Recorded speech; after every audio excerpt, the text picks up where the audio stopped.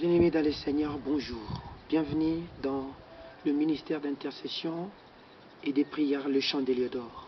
Ici, c'est la voix de votre serviteur, le frère Elvis Balifa, depuis la ville de Lubumbashi. Dans le cadre des poursuites des enseignements que nous avons commencé il y a de cela 2 semaines, parlant sur le mystère de l'iniquité, tiré du livre de 2 Thessaloniciens, chapitre 2, le verset 7, nous voulons poursuivre cet enseignement aujourd'hui. Et nous voulons continuer ce que nous avons commencé la fois passée. Aujourd'hui, nous voulons nous entretenir sur le thème de la rébellion, comme étant la puissance mystérieuse de l'iniquité. Voilà pourquoi je vais vous convier ensemble. Nous allons lire dans le livre de Jérémie, Jérémie chapitre 3, le verset 14.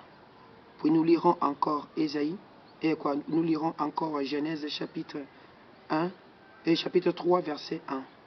Et nous finirons notre lecture dans le livre d'Ésaïe, chapitre 55, les versets 11 au verset 13e. Nous sommes dans le livre de Jérémie. Permettez-moi de vous les lire dans cette version.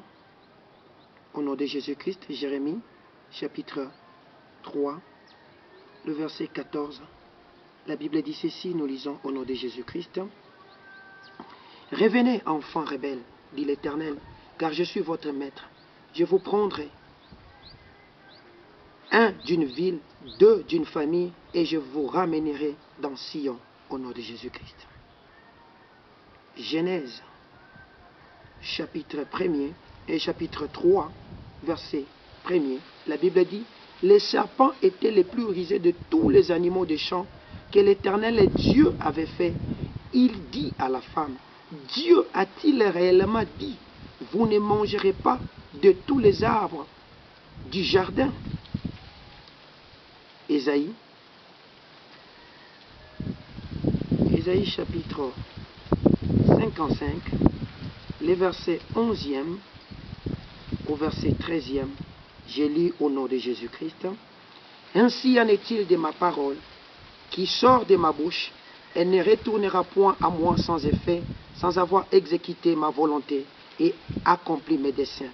Oui, vous sortirez avec joie et vous serez conduits en paix. Les montagnes et les collines éclateront d'allégresse devant vous et tous les arbres de la campagne battront des mains.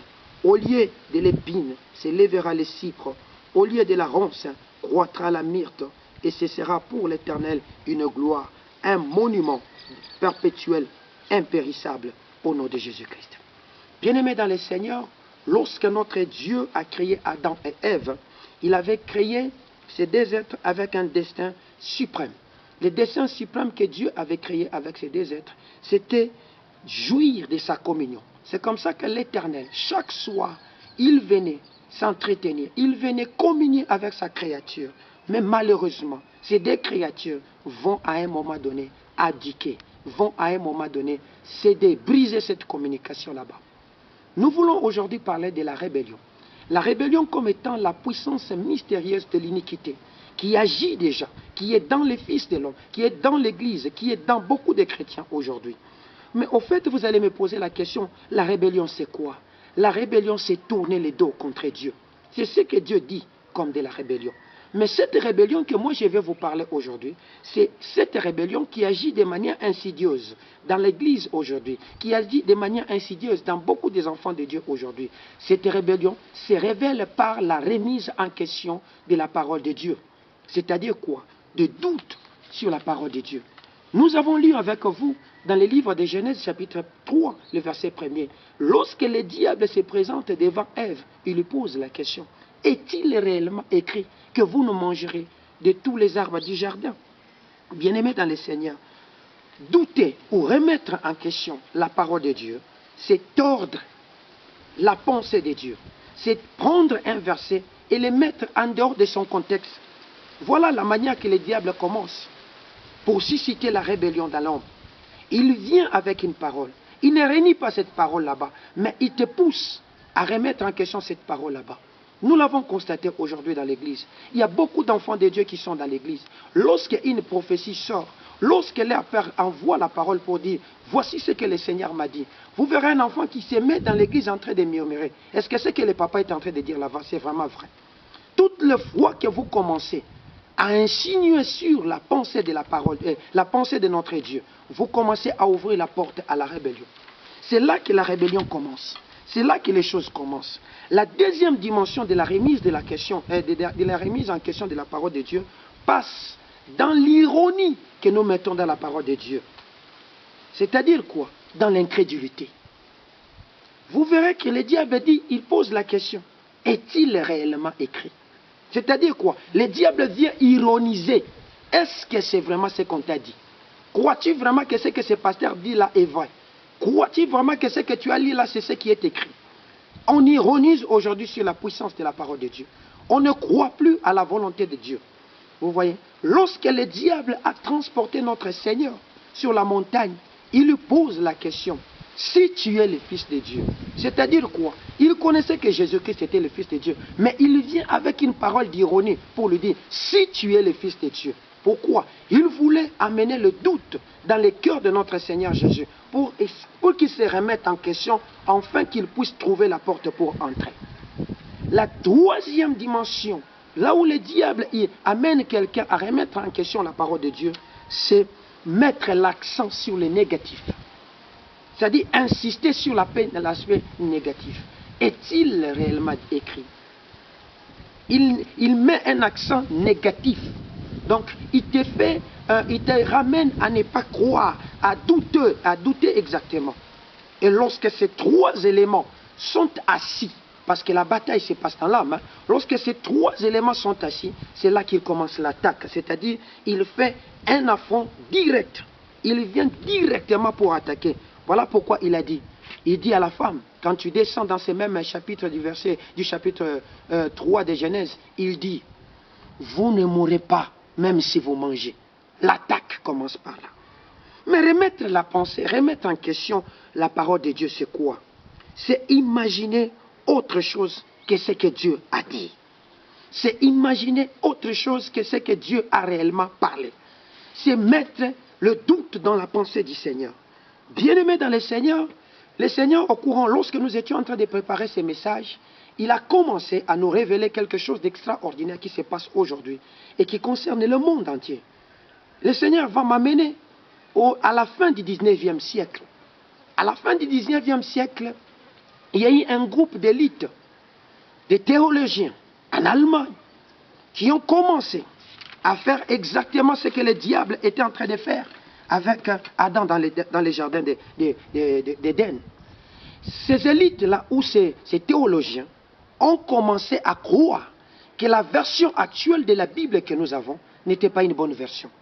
Ils ont posé ensemble, est-ce que cette parole qui est contenue dans la Bible est réellement la parole de Dieu? Il y a beaucoup d'écoles théologiques aujourd'hui qui vous diront que la Bible, dans la version que nous l'avons aujourd'hui, n'est pas dans sa version globale et que ce n'est pas la parole de Dieu. Il y a aussi la parole de l'homme qui se trouve à l'intérieur. Ils ont commencé à croire qu'il fallait compiler une autre pensée, une autre parole de la parole de Dieu. Il fallait faire quelque chose d'autre que ce que nous avions aujourd'hui. Et quelques temps après, va naître un homme, va venir sur le pouvoir un homme, deux hommes qui ont puissamment détruit la terre. Vous connaissez l'histoire de Karl Marx. Vous connaissez l'histoire de Hitler, Adolf Hitler. Ce courant de doute qui naissait en Allemagne a commencé à prendre ses tentacules en Norvège, en Finlande, jusqu'aux États-Unis. Et ce courant-là, parce qu'on a commencé à remettre en question la parole de Dieu, ce courant a resserré le taux du diable sur le monde. C'est comme ça que la première guerre est née, la guerre mondiale est venue. La seconde guerre mondiale est arrivée comme punition. Voyez le nombre de personnes qui sont mortes. Pourquoi? Parce qu'on a douté de la puissance de Dieu. C'est exactement ce qui se passe aujourd'hui. Il y a un groupe de gens qui ont commencé à croire que la version biblique que nous avons aujourd'hui n'est pas la version biblique originale. Ils croient que la Bible, dans la manière que nous l'avons aujourd'hui, n'est pas cette Bible-là que nous avons. Ils ont dit que nous devons compiler une autre Bible. Ces courants ont commencé depuis les années 2000. Mais 20 ans après, vous voyez ce qui se passe. Nous n'avons plus Karl Marx, nous n'avons plus Adolf Hitler, mais nous avons un virus qui a commencé à détruire le monde. Pourquoi? Parce que le taux s'est resserré autour du monde. tout le monde a commencé à rejeter la parole de Dieu. Le problème, c'est que le monde doit reconnaître que nous nous sommes rebellés contre Dieu. Voilà la pensée du Seigneur. Nous nous sommes rebellés, nous sommes allés en dehors de la pensée de Dieu. Nous avons commencé à laisser accroître à nous des questionnements de Satan qui a ouvert la porte à la puissance de Satan sur le monde. Et Satan a commencé à avoir de son emprise sur le monde. C'est exactement comme ça ce qui s'est passé dans la vie d'Ève. C'est exactement comme ça que les choses se sont passées. Bien-aimés dans le Seigneur, lorsque vous lirez dans Ésaïe chapitre 53 au verset 6e, le Seigneur, par la bouche de son serviteur, il nous montre comment la puissance de la rébellion agit. La puissance de la rébellion attaque, dans ces versets, l'âme de la personne, le soi, l'ego de la personne. La puissance de la rébellion vient dans la pensée de la personne. Ces gens qui ont commencé ces mouvements, ce sont des théologiens. Ils ont dit, ils vont vous faire croire que cette science-là est logique. Vous croirez même que non, ils ont peut-être raison. Ils peuvent vous sortir même des versets qui appuient leur théorie, qui croiraient que vous pouvez croire que non, c'est la pensée de Dieu, et que ce qu'ils disent là-bas, c'est une forme logique des choses. Or, le diable, nous avons dit quoi? La puissance mystérieuse de l'iniquité, et cette puissance qui agit de manière sourdine, de manière insidieuse, pour vous amener à vous rebeller de Dieu sans que vous n'ayez connaissance que je suis en train de me rebeller déjà de la pensée de Dieu. Amen, amen. Alors, lorsque j'ai dit que ces choses trouvent son origine dans l'âme de la personne, j'ai dit que ces choses trouvent sa place dans l'âme de la personne. C'est comme ça que lorsque vous continuez dans Genèse chapitre 3, versets 2 à 4, vous voyez que la tactique que Satan a utilisée, et cette tactique qui avait pour mission, 1, faire douter à la femme que Dieu n'a pas dit.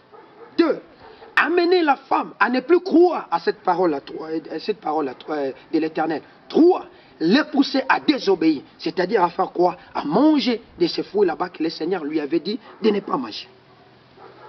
Lorsque nous prenons acte et nous prenons 1 Jean chapitre 2 verset 16, nous comparons ça avec Genèse chapitre 3 au verset 2 à 4, vous verrez que cette stratégie, lorsque vous le conciliez, a 3 bases sur lesquelles il s'appuie. La première des choses, le diable, quand il se présente devant la femme, il lui fait voir que les fruits étaient bons à manger. C'est-à-dire quoi? Il lui suscite les désirs de la chair. Or, les désirs de la chair sont contraires aux désirs de l'esprit. Vous voyez? Et ces désirs-là se manifestent par l'envie. Aujourd'hui, toute les fois que tu as commencé à envier ce qui se passe, tu dors. Tu es en train de réveiller ce qui se cache en toi comme désir. Et ces choses là-bas vont te détruire. Deuxième des choses, le diable lui fait voir que s'il mangeait, ses yeux, ces choses, d'abord, le diable l'amène à la beauté, à contempler ces choses comme si c'était des choses extrêmement belles à voir. C'est-à-dire quoi? C'est le désir des yeux. Hein? Les yeux en vie. Or, nous vous avons dit quoi? Que les yeux sont les miroirs de l'âme. C'est par les yeux que nous alimentons l'âme. C'est par les yeux que nous faisons entrer à notre âme, dans notre conscience, dans nos émotions, nous faisons entrer des choses. Et troisième des choses, c'est que ces fruits là-bas, pour le diable, c'était bon pour éveiller la mémoire de la personne, ouvrir le discernement du personne. C'est-à-dire quoi? Susciter l'orgueil de la vie. Amen, amen. Alors je me suis posé la question. Comment est-ce que ces choses vont agir? Comment est-ce que ces choses vont détruire quelqu'un qui est dans la rébellion? Bien-aimé dans le Seigneur, lorsque vous lirez dans le livre d'Éphésiens, le chapitre 4, au verset 18e, j'aimerais vous les lire, au lieu de vous les réciter, j'aimerais vous les lire. La Bible me dit dans Éphésiens, le chapitre 4, au verset 18e, la Bible dit ceci, au nom de Jésus nous lisons, ils ont l'intelligence obscurcie, ils sont étrangers à la vie de Dieu, à cause de l'ignorance qui est en eux, à cause de l'endurcissement de leur cœur. Oui, la mission que le diable vient avec ça, c'est que cette mission, il veut couper les contacts entre toi et ton Dieu. Or, les contacts que Dieu établit avec l'homme se passent au niveau de l'esprit. Donc, il veut séparer l'esprit de la chair, c'est-à-dire l'esprit de l'âme et de la chair. La Bible dit les fils de rébellion, les rebelles, les enfants rebelles, ont comme caractéristique principale, ils vivent dans l'obscurité, première des choses. Ils sont étrangers aux choses de Dieu, deuxième des choses. Ils sont ignorants et ils ont un cœur endurci. Lorsque tu commences à constater que ces 4 éléments se développent en toi, lorsque tu commences à constater que ces 4 choses commencent à se manifester en toi, c'est-à-dire que tu ne vois plus, c'est-à-dire que tu commences à devenir étranger aux choses de Dieu, c'est-à-dire que tu n'as plus la révélation, c'est-à-dire que ton cœur commence à s'endurcir en certaines paroles de Dieu. Bien-aimé, ton esprit a déjà été atteint. Ton esprit a déjà été abattu. Amen, amen. Maintenant, parce que tu ne sais pas reconnaître que tu es déjà mort spirituellement, la chose va se rabattre sur l'âme qui est le terrain de bataille. Vous voyez? La chose se rabat sur ton âme qui est le champ de bataille. Nous avons dit que l'âme est le siège où tout le combat se passe dans la vie de l'homme. Dieu recherche à communiquer avec ton âme. La chair recherche à avoir la relation avec ton âme. Et l'âme devient le champ de bataille. Oui. Lorsque nous lisons toujours avec vous, dans ce même livre d'Éphésiens, le chapitre 2, la Bible dit au verset 1er, « Vous étiez morts par vos offenses et par vos péchés, dans lesquels vous marchiez autrefois selon le train de ce monde, selon les princes de la puissance de l'air, de l'esprit qui agit maintenant dans les fils de la rébellion. Nous tous aussi, nous étions de leur nombre. Nous vivions autrefois selon les convoitises de notre chair, accomplissant des volontés de la chair et de nos pensées. Nous étions par nature des enfants de colère comme les autres. » Vous voyez ce que la Bible dit? C'est-à-dire quoi? Les princes de l'air, le diable lui-même, Satan lui-même est le maître de cette bataille. Cette bataille n'est pas menée par n'importe qui. Cette bataille est menée par les généraux, par les hauts gradés du Seigneur, du diable. On a décrit ici, on dit les princes de l'air. Or, les princes de l'air, c'est quoi? Ce sont ceux-là qui contrôlent les raisonnements, les pensées. Voilà pourquoi je vous ai dit.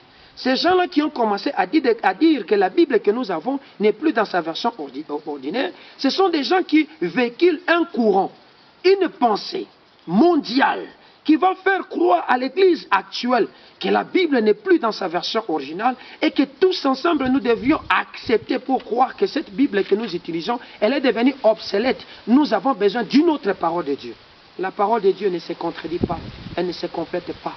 Elle est inspirée de Dieu. C'est une parole unique, c'est une parole véritable. Bien-aimé, l'esprit qui contrôle les fils de rébellion, c'est Satan. Il vient avec des fausses pensées. Il vient avec des faux raisonnements. Pourquoi? La première des choses qui va se manifester dans les fils de rébellion, c'est la colère. Paul dit, nous étions comme des fils de colère. Vous voyez? La première des choses qui se manifeste, c'est la colère, qui est le fruit direct de ces choses qui se manifestent pour celui qui vit dans la rébellion. Nous abritons en nous tous. Nous abritons une puissance de rébellion l'entente à l'intérieur de la personne. Mais il faut que la personne la reconnaisse et qu'elle arrive à se débarrasser. Nous vous avons dit que la puissance mystérieuse de l'iniquité et de la révolte contre Dieu, qui est l'iniquité, est une puissance qui ne se révélera pas, est une puissance qui se cache, qui ne se montre pas, mais qui vous pousse à faire des choses qui sont contraires à la pensée de Dieu. Bien-aimés dans le Seigneur, une fois que vous commencez à vous ouvrir à ce genre de raisonnement, à ce genre de pensée, vous ouvrez la porte à la rébellion. Ça, c'est la première des choses. Et vous ouvrez le potentiel de la volonté de la chair en vous. Le potentiel de la volonté de la chair se réveille en vous. Ces potentiels, ce sont ces désirs mauvais et pervertis. Voyons aujourd'hui, ces désirs mauvais et pervertis que le monde a tendance à légaliser, c'est quoi? C'est l'homosexualité. Aujourd'hui, on veut amener tout le monde à accepter l'homosexualité, accepter la pédophilie, accepter la zoophilie. On veut que toutes les nations légalisent ces choses, les mettent dans leur constitution. Ils veulent même qu'on protège les homosexuels. Ils disent que la loi LGBT, ils veulent que les gens pensent que ces gens-là, ils ont raison dans ce qu'ils font. Bien-aimés, Ce sont des pensées qui sont contraires à la pensée de Dieu. Voilà pourquoi le taux du diable s'est resserré sur le monde. Dieu n'est pas content de ce qui se passe actuellement sur la terre. De ce qui se passe sur la terre. Amen, amen.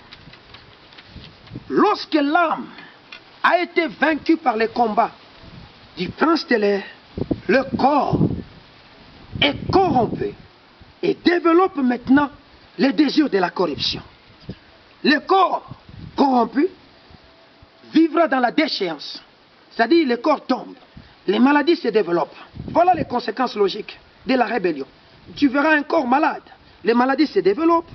Et ensuite, la finalité des finalités, c'est la mort physique. Voilà pourquoi je voulais que nous puissions connaître ces choses. Je veux que tu puisses savoir que la rébellion n'agit pas sans orgueil. La racine de tous les péchés est venue de là. Or, parler de la rébellion sans parler de l'orgueil, c'est faire un enseignement qui n'a pas son aboutissement. Alors, il fallait donc que nous puissions comprendre. La rébellion, c'est quoi? Et l'orgueil, c'est quoi? Bien-aimé, ce qui te combat, c'est cet orgueil latente qu'il y a en toi. C'est cet orgueil que toi, tu ne veux pas te débarrasser de ça. Le monde croit que nous sommes forts. Voyez comment aujourd'hui, toutes les nations se débattent pour se débarrasser du corona. Ils ne sont pas là. Vous voyez, il y a des gens qui pensaient qu'ils sont forts et qu'ils mettront des médicaments qu'on sort. Mais tous, nous sommes en train de nous empêtrer dans une histoire où nous ne savons pas sortir. Amen, amen. Alors, comment se manifeste l'orgueil? L'orgueil se manifeste sous 3 formes. Et cet orgueil que moi je veux vous parler, c'est l'orgueil luciférien. Amen, amen. L'orgueil luciférien se manifeste sous 3 aspects. C'est cet orgueil de la race. C'est cet orgueil de la place. C'est cet orgueil de la face. Mais vous me direz, l'orgueil de la race, c'est quoi? L'orgueil de la race, c'est cet orgueil qui te pousse à te concentrer sur ton ego, à croire que tu es déjà arrivé, à croire que tu es supérieur à tout le monde, à croire qu'une race est supérieure à une autre, et cette race-là a le droit sur les autres. Non, ça c'est de l'orgueil. Bien-aimé, cet orgueil luciférien, vous le verrez comment chez un enfant de Dieu dans une église. C'est cet homme-là qui croit que c'est lui et que sans lui, l'église ne peut pas se conduire. Il croit que tous les messages, c'est lui qui a la légalité de les voir. Il croit que sans lui, le monde ne peut pas tourner. L'église ne peut pas tourner. Non. Il y a encore 7000 dans les carquois de l'Éternel. Ils sont nombreux. Aujourd'hui, si tu partais, Dieu va susciter d'autres qui vont prêcher mieux que toi, qui vont faire mieux que toi, qui prophétiseront mieux que toi. Alors quitte dans cet orgueil-là que tu es en train de t'empêtrer aujourd'hui, qui te fait croire que tu es des races de ces prophètes suprêmes, que tu es de cette race des prophètes majeurs, des prophètes supérieurs, et que vous avez reçu le mandat de conduire tout un peuple. Non, Dieu peut prophétiser même au travers d'un bébé qui vient de naître aujourd'hui. Amen, amen. Alors, cette concentration sur son ego, c'est-à-dire ta race, c'est-à-dire ta force, te considérer comme tu es supérieur à ceux qui ne sont pas, c'est ici la racine, pour ceux qui sont encore dans le monde, du racisme, du tribalisme. C'est ici que le tribalisme commence. Où un peuple croit qu'ils sont supérieurs aux autres. Où un peuple croit qu'ils sont supérieurs aux autres. Vous voyez, dans un pays, il se développe dans la forme de tribalisme. Dans un continent, il se développe sous la forme de racisme. Dans une église, il se développe sous la forme de querelles.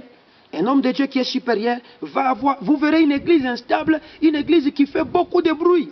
Il y a beaucoup de bruit, c'est-à-dire trop de conflits dans cette église-là. Pourquoi? Il y a des fils de rébellion dans ton église, papa. Réveille-toi parce que tu dors. Amen, amen. Ce sont des serviteurs qui manquent d'humilité. Ce sont des serviteurs qui méprisent les grâces des autres. Ce sont des serviteurs qui sont dominateurs, qui s'imposent. Ce que lui fait, ce que lui voit, c'est ce qui est meilleur. Ce que les autres ne voient pas, ce n'est pas meilleur. Dans les pires des cas, ils te diront, ici c'est moi. Si tu ne veux pas, quitte mon église. Il parle de son église. Or l'église, c'est l'église du corps de Christ. Oui. Deuxième des formes d'orgueil luciférien, c'est l'orgueil de la face. Cet orgueil dont l'homme cherche que tout soit centré sur lui. Cet orgueil qui se développe par les tapants l'œil. Vous voyez? Cet orgueil où un homme met en scène des choses que Dieu ne lui a pas données, pourvu qu'on puisse les reconnaître qu'il est grand. Cet orgueil qui pousse un serviteur à aller chercher des charlatans, qu'il fasse des miracles extraordinaires, afin qu'on croie qu'il a un Dieu puissant.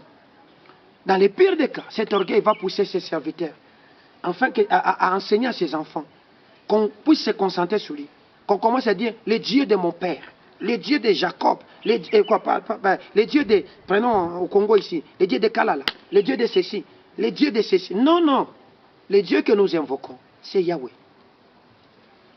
C'est Yahweh. Cet homme parlera plus de ses exploits. Cet homme qui est englouti dans cet orgueil luciférien, il parlera de ses efforts. Ni t'étais moi, cette maman-là ne serait pas guérie. Je l'ai juste imposé la main, elle a été impactée, sa maladie est partie. C'est moi, c'est moi. Tu vois, il parle de ses espoirs. Il parlera soit de sa richesse, soit de sa pauvreté. Il parlera soit de sa connaissance, soit de son ignorance. Vous voyez? Or, la Bible dit, dans 1 Pierre chapitre 5, verset 5, Dieu résiste aux orgueilleux. Il fait grâce aux simples. Bien-aimés, ce temps, ce n'est plus le temps de s'enorgueillir de quoi que ce soit. Dire que nous sommes cette nation, nous sommes ceci, nous sommes plus forts que les autres. Non, c'est le temps que le monde devait s'humilier. C'est le temps que le monde devait aller à genoux, afin de rechercher la face de Dieu. Voilà pourquoi je vous ai toujours dit, Ézéchiel chapitre 18, verset 30, tournez.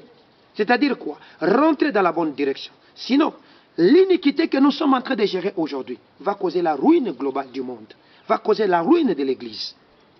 Troisième des choses, l'orgueil luciférien se développe par l'orgueil de la place. C'est-à-dire quoi? Un homme qui désire toujours être la tête.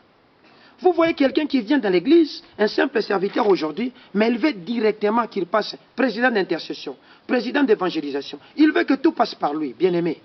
Il y a aussi une phase de préparation. Vous voyez une nation, sur le plan global, ils veulent seulement que eux soient les premiers. Nous assistons aujourd'hui à la lutte entre les États-Unis et la Chine. Pourquoi? Parce qu'il y a une nation qui veut être suprême. Il y a une nation qui veut être au-dessus de l'autre. Peut-être que le vaccin est déjà là. Peut-être que le médicament que nous attendons pour cette pandémie est déjà là. Mais quelqu'un veut qu'il soit au-dessus. Alors il y a des guerres. Il y a des guerres qui se créent en bas pour qu'une nation veut être dominée sur les autres. Nous recherchons les honneurs. Et quand ces choses se développent, on devient tyran. Quand ces choses se développent, on devient tyran. La Bible dit dans Marc, chapitre 10, je crois le verset 42, que celui qui croit être grand soit le serviteur des autres. Bien-aimé, la grandeur ne vient pas par la force de ses muscles. La grandeur vient par l'humilité. Alors, je voulais, avant que je puisse aller vers la conclusion, simuler ça avec un exemple biblique. Pour vous faire voir la prophétie et la révélation que le Seigneur veut que nous puissions donner à son Église maintenant. Lorsque vous prenez l'histoire d'un homme bien, qui s'est révélé comme étant un rebelle, Jonas, qui est l'image de l'Église aujourd'hui. Bien-aimé, Dieu prend Jonas, il lui envoie à Ninive pour aller prêcher. Jonas se dit non, ces gens-là ne m'écouteront pas. Lui se décide d'aller à Tarsis. Mais vous me poserez, Tarsis, c'est quoi? Tarsis, c'est une petite ville d'Espagne, mais qui s'est caractérisée comme étant une très mauvaise ville. Tarsis, qui représentait l'image de la prospérité, l'image du succès, l'image du pouvoir, était pour Dieu une mauvaise ville. Ce n'était pas la place que Dieu avait envoyé Jonas. L'Église aujourd'hui, l'Église que Christ a laissée, Dieu ne nous a pas envoyés dans la prospérité. Dieu ne nous a pas envoyés dans les succès. Dieu ne nous a pas envoyés à la recherche du pouvoir. Mais Dieu a dit d'enseigner à son peuple, d'abandonner les péchés. Répentez-vous, afin que le temps de rafraîchissement vienne. Ce message a fait d'un homme plus grand que tous. Jésus s'est dit être petit que lui. Jésus dit, de tous les fils qui sont nés des hommes, il n'y a pas plus grand que celui qu'on appelle Jean-Baptiste. Vous savez c'est pourquoi? Parce qu'il enseignait au peuple de Dieu la repentance. Bien aimé, l'Église essaie de dérober de sa mission. L'Église essaie de dérober de sa marche normale. L'Église est en train de marcher comme Jonas aujourd'hui. Au lieu d'amener les gens à Ninive, c'est-à-dire à se repentir, nous amenons les gens à la recherche du pouvoir, à la recherche de la prospérité, à la recherche du succès. Ce n'est pas ça le message qui doit être enseigné. Voilà pourquoi le Seigneur nous considère comme étant des fils de rébellion. Nous, nous sommes rebelles. Or, quand quelqu'un fait comme Jonas, il devient un danger permanent. Voilà pourquoi Jonas était devenu un danger sur le bateau qu'il avait pris. Aujourd'hui, je peux affirmer tout haut. L'Église commence à marcher, à devenir un danger pour le monde. Je ne mâche pas mes mots. Je les répète encore. Nous sommes devenus, tous ces gens-là qui prêchent sur la prospérité, le succès et le pouvoir, ce sont des gens qui sont devenus un danger pour leur nation. Parce que la pratique de cet enseignement est mauvaise. La communication de cet enseignement n'est pas bon. Cet enseignement ne pousse pas les gens à aller vers Jésus. Mais cet enseignement pousse les gens à rechercher le bonheur du monde. Il suscite la convoitise, qui est cette sémence que nous portons depuis que Adam et Ève s'étaient révoltés. Amen, amen. Jonas était devenu un danger. Pour les bateaux qui les prenaient et pour tout ce monde qui était sur l'océan pendant ce temps là-bas. Pourquoi? Ce n'était pas le diable qui avait frappé. C'est Dieu lui-même. Quand vous lirez dans l'histoire de Jonas, commencez seulement le chapitre 1er. Dieu lui-même va réveiller une tempête. C'est-à-dire quoi? Lorsque toi tu fais ces choses, la tempête de l'Éternel va s'abattre sur toi. Comme la tempête qui est en train de s'abattre sur le monde aujourd'hui. Cette tempête-là a pour mission de nous ramener à Jésus. Va nous obliger à revenir à Jésus. Cette tempête avait appauvri. La première conséquence de la rébellion, c'est la pauvreté. Des fils de rébellion. Quand vous vivez avec un fils de rébellion dans votre maison, vous verrez il va vous ramener la pauvreté. Vous allez tout vendre. Il va vous dépouiller. Parce qu'il vient derrière lui avec cette tempête là-bas qui va vous frapper de plein fouet. Ces gens-là ont tout jeté. Ces gens-là ont tout jeté. J'extrapole même. Même ces gens qui étaient sur l'océan avec eux avaient aussi jeté. À cause de quoi? À cause de ce qu'ils avaient fait. Amen, amen. Église, en dehors de devenir un danger permanent pour la communauté, la deuxième des choses, les gens vont commencer à te blâmer. Jonas chapitre 1er, verset 6. Ils vont te poser la question, pourquoi tu dors? Comme les gens posent la question aujourd'hui à l'église, pourquoi l'église ne réagit pas? On nous pose, nous, la question, pourquoi l'église ne réagit pas? Vous voyez? Invoque ton Dieu afin que cette histoire cesse. Troisième des choses. Troisièmement, église, vous devez savoir que lorsque vous vivez comme Jonas, vous faites comme Jonas, Dieu va vous amener au plus profond de l'abîme. Jonas chapitre 1er, verset 11 à 13. C'est-à-dire, lorsqu'on va vous prendre, on vous jette, vous allez entrer dans le plus profond de l'abîme. Voilà pourquoi, lorsque Ésaïe commence à demander qu'on prie, dans Ésaïe, je crois, chapitre 38, il dit, Seigneur, sors-nous, prends plaisir à nous sortir du fossé, du ténèbre. Prends plaisir à nous sortir de ces choses là-bas. C'est-à-dire, Dieu lui-même peut vous amener dans les fossés des ténèbres, où vous ne saurez pas comment sortir à cause de votre rébellion. Nous avons besoin de quitter ces choses. Nous avons des gens qui se révoltent à l'église. Nous avons des gens qui remettent en question la parole de Dieu, qui ne croient plus à la puissance de Dieu, qui sont allés au-delà de ce que Dieu est en train de leur demander. Alors, comment sortir? Comment sortir de la rébellion? C'est ça la question. Sortir de la rébellion, c'est retrouver une pleine confiance à la parole de Dieu. Vous avez besoin de retrouver la confiance à la parole de Dieu. Parce que le diable qui est venu a commencé à vous faire douter. Vous avez besoin de retrouver la confiance à la prophétie qui vous a été dite au début de cette année. Si Dieu a dit que, par exemple, cette année, c'est l'année de la visitation. Croyez, même si nous sommes déjà au mois de mai aujourd'hui, croyez que le Seigneur est capable d'accomplir. Voilà pourquoi nous avons dit, ainsi en est-il de ma parole. Elle ne retournera pas à moi sans avoir accompli de ma volonté. La parole du Seigneur, quand elle vient, elle a pour mission d'accomplir sa volonté. Et cette volonté-là, elle s'accomplira certainement. C'est alors que cette parole va retourner à notre Dieu. Deuxième des choses, affirmez votre foi en vous détachant des pensées ou des sentiments abjects. Quand quelqu'un vient vous dire que cette Bible n'est pas cette Bible là-bas, dites-lui, c'est la Bible, dans sa globalité. Et toute écriture est inspirée, ça a été inspiré de Dieu. Tout ce qui est dit dans la Bible, même les exégèses, même ce qu'on appelle quoi, la généalogie, a été inspiré de notre Dieu. Il n'y a plus à corriger cette Bible là-bas. Nous la prendrons dans son entièreté telle qu'elle est. Nous allons l'avaler. Fuyez la mauvaise compagnie. Il y a des gens qui ont des courants philosophiques qui se font passer comme des prédicateurs. Ils vous prêchent de la philosophie et vous pensez qu'ils vous prêchent de la parole de Dieu. Non, ce sont des gens qu'il faut fuir. Lorsque vous constatez les éléments que nous venons de vous donner, il faut donc faire quoi? Fouiller. Parce que la Bible dit la mauvaise compagnie corrompt les bonnes mœurs. Les mœurs dont on parle, c'est dans la pensée de la personne qu'elle agit d'abord.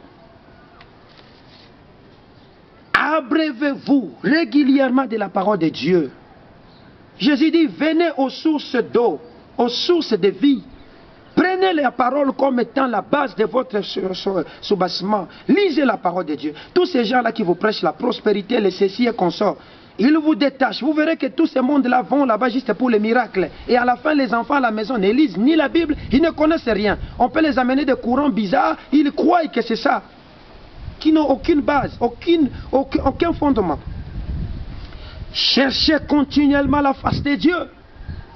C'est à ces 4 éléments que vous allez vivre comme des fils soumis à notre Dieu. Vous ne serez plus des fils de rébellion. Telle est la pensée que le Seigneur voulait que nous puissions dire à son Église aujourd'hui. Si tu as suivi ces messages avec moi c'est le frère Elvis. Vous pouvez nous contacter sur nos réseaux sociaux. Nous sommes le ministère d'intercession, le chandelier d'or. Vous pouvez nous joindre au numéro de téléphone plus 243 99 400 73 15. Nous sommes sur WhatsApp sur le même numéro.